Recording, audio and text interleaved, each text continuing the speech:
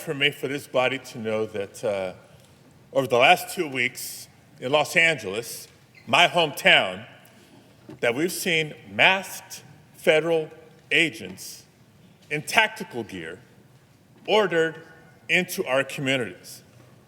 We've seen a disturbing pattern of increasingly extreme and cruel immigration enforcement operations targeting non-violent people at places of worship, at schools, in courthouses, all to meet an arbitrary quota.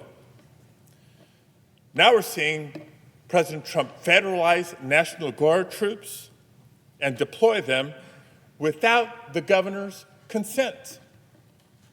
Active duty Marines now being deployed, escalating tensions in our city. And it's important to note all this without coordination with state and local law enforcement. And despite repeated requests for the justification for these extreme actions, and after months and months of little to no response from the administration on their aggressive and theatrical immigration raids, the Trump administration has done everything in their power but to provide transparency to the American people about their mission in Los Angeles. And so last week, I chose to go home to try to get answers from the administration as they are literally militarizing our city. And I want to share what I learned, I want to share what I heard, because it should shock the conscience of our country. Now, one of the first items on my schedule last Thursday was a meeting and a briefing with General Guillot, the four-star general in charge of U.S. Northern Command. Many of you know him. The briefing was scheduled at the federal building in West Los Angeles, where they're overseeing these military operations. Now, colleagues, when the United States military is deployed domestically, when our troops are deployed against the wishes of the governor for the first time since 1965, against the wishes of the local mayor, and even against the wishes of local law enforcement, both the police chief and the sheriff, we are in uncharted territory.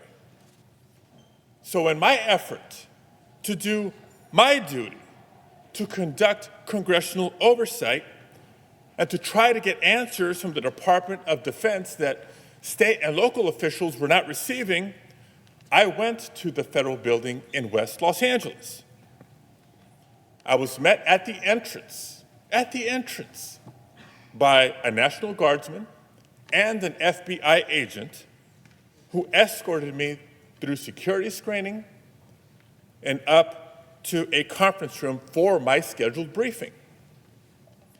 While waiting for my scheduled briefing with General Guillot, I learned that Homeland Security Secretary Noem was holding a press conference literally just down the hall. And that press conference was causing my briefing to be delayed.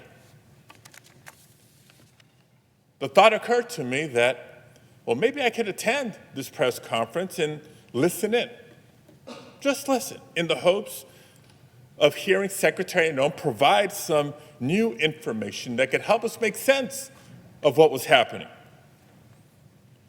I didn't just get up and go. I asked and was escorted by the National Guardsman and the FBI agent into the press conference. They opened the door for me. They accompanied me into the press briefing room. And they stood next to me as I stood there for a while, listening. And at one point,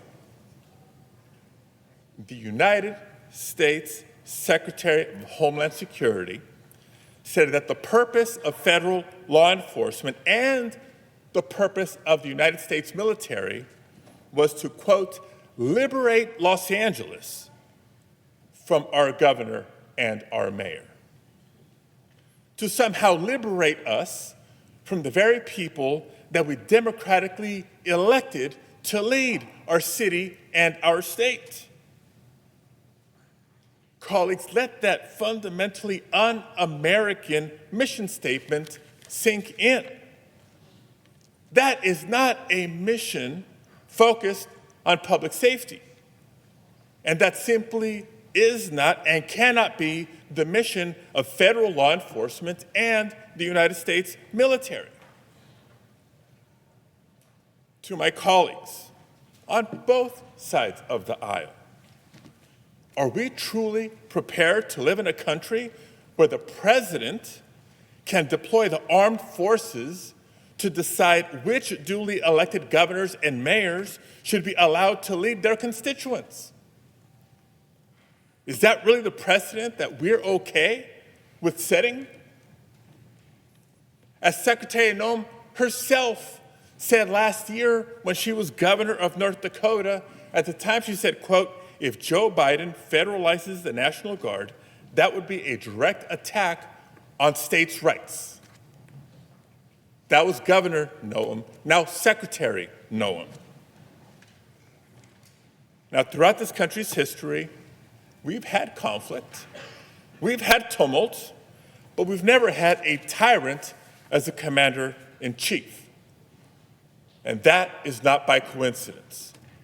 It's because the American people have always been willing to speak up and exercise their First Amendment right to protest, especially when our fundamental rights have been threatened.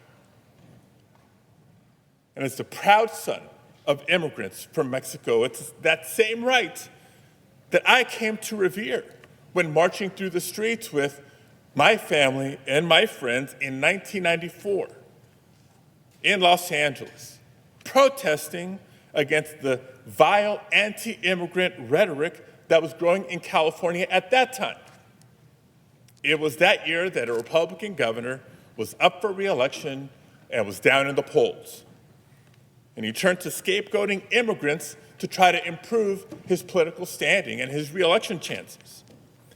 That fight is what inspired me to leave an engineering career behind and dedicate myself to trying to influence our government and our politics. So I've seen this before. California has seen this before. So last week, when I heard something so blatantly un-American from the Secretary of Homeland Security, a cabinet official, of course I was compelled, both as a senator and as an American, to speak up.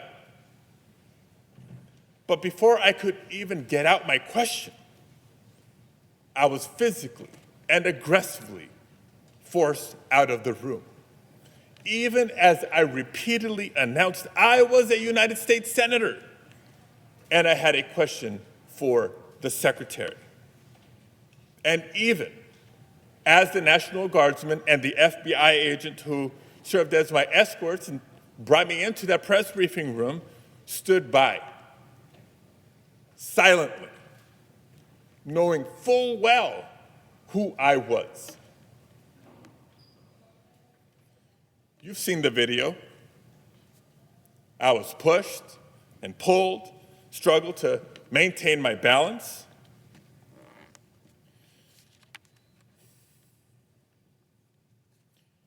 I was forced to the ground,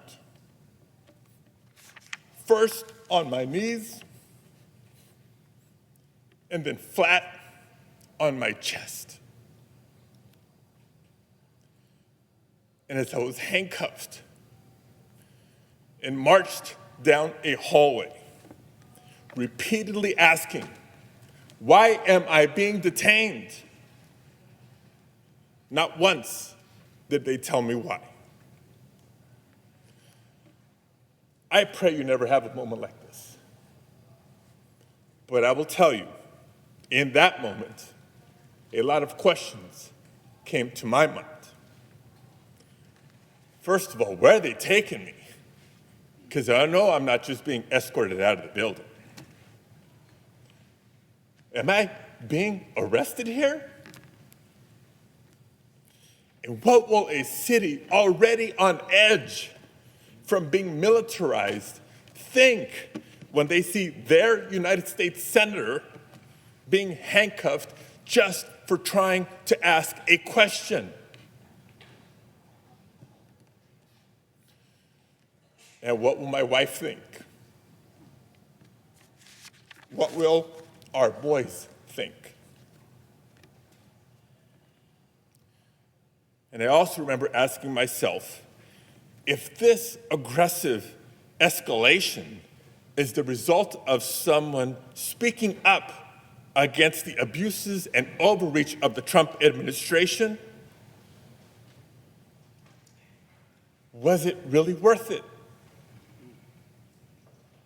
But colleagues, how many Americans in our nation's history have marched, have protested, have shed blood, even lost their lives to protect our rights? How many Americans have served in wars overseas to protect our freedoms here at home? And how many Americans in the year 2025 see a vindictive president on a tour of retribution, unrestrained by the majority of this separate and co-equal branch of government, and wonder if it's worth it to stand up or to speak out? If a United States senator becomes too afraid to speak up, how can we expect any other American to do the same? And colleagues, you know me. I can't think of a person who would describe me as a flamethrower. I try to be respectful. I try to be considerate to every member of this body, regardless of our political differences. And so I do want to take a moment to thank all of my colleagues on both sides of the aisle who have reached out to share your messages of support, whether they were public messages or many in private. Trust me, they mean the world to me, and I know they mean the world to my family. But if you watched what unfolded last week and thought what happened is just about one politician and one press conference, you're missing the point. If that is what the administration is willing to do to a United States senator for having the authority to simply ask a question, imagine what they'll do to any American who dares to speak up. If what you saw happen can happen when the cameras are on, imagine not only what can happen, but what is happening in so many places where there are no cameras. Colleagues, this isn't about me. In fact, it's not just about immigrant communities or even just the state of California. It's about every single American who values their constitutional rights.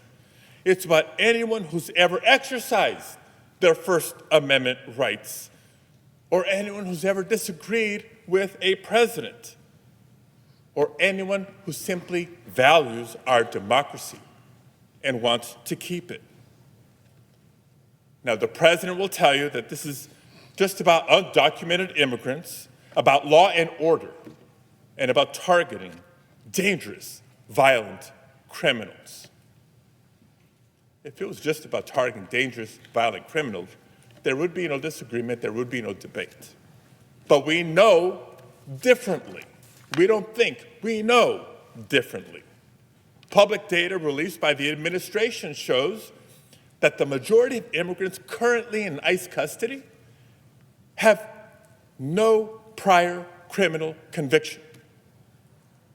And new reporting shows that less than 10% of immigrants taken into ICE custody since October have no serious criminal convictions.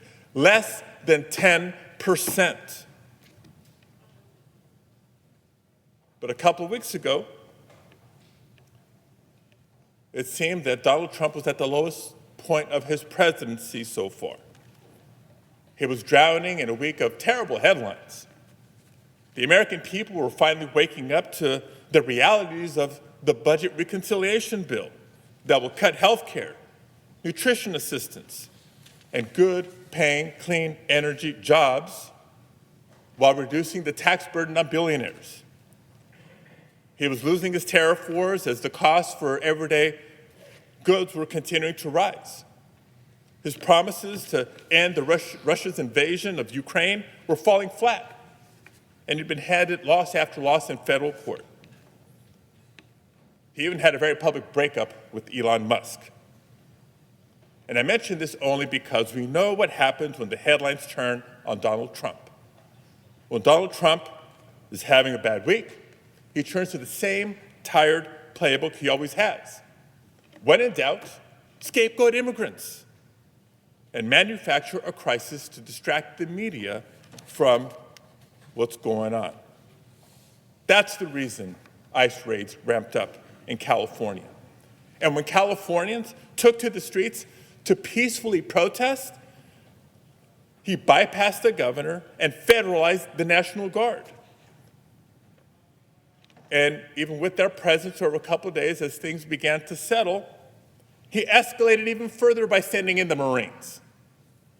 He wants the spectacle, not just to distract, but to justify his undemocratic crackdowns and his authoritarian power grabs. That's the reason why, even though the vast majority of protests have remained peaceful, what a weekend. That notwithstanding, the president, the vice president, and their allies have continued to call all the protesters out there insurrectionists. Yes, this is the same man who provoked an actual insurrection at our Capitol on January 6th. The same man who incited a violent mob carrying Confederate flags against Congress. The same man who then pardoned the convicted felons who assaulted our brave Capitol police officers. Donald Trump is continuing to test the boundaries of his power, and he's surrounded himself with yes men and underqualified attack dogs, from the DHS secretary to the FBI director to the Secretary of Defense, who will rubber stamp every anti-democratic step he takes. This administration's officials, and maybe not all, but many Republicans in Congress, may choose not to do their job, but they cannot stop me from doing mine. And I refuse to let immigrants be political pawns on his path towards fascism. Again, if you really think this is just about immigrants and immigration, it's time to wake up. What's happening is not just a threat to California, it's a threat to everyone in every state. If Donald Trump can bypass the governor and activate the National Guard to put down protests on immigrant rights, he can do it to suppress your rights too. If he can deploy the Marines to Los Angeles without justification, he can deploy them to your state too. And if he can ignore due process, strip away First Amendment rights, and disappear people to foreign prisons without their day in court, he can do it to you too. Because California is just a test case for the rest of the country. Last week, for many, was a warning shot, but I pray that it also serves as a wake-up call. We've now seen, since Thursday, we've now seen Trump threaten to do the same in other cities run by elected Democrats. He's saying the quiet part out loud. It doesn't matter if you're a Republican or a Democrat or an independent. We all have a responsibility to speak up and to push back before it's too late. So I do encourage people to keep peacefully protesting. There's nothing more patriotic than to peacefully protest for your rights. Because no one's going to liberate Los Angeles but Angelenos. No one will redeem America but Americans. No one is coming to save us but us. And we know that the cameras are not on in every corner of the country.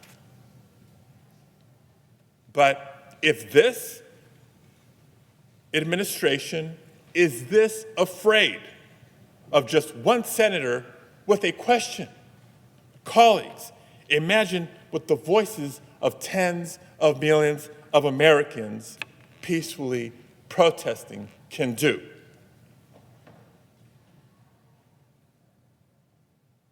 I thank you all for being here to hear me, and I thank you, Mr. President.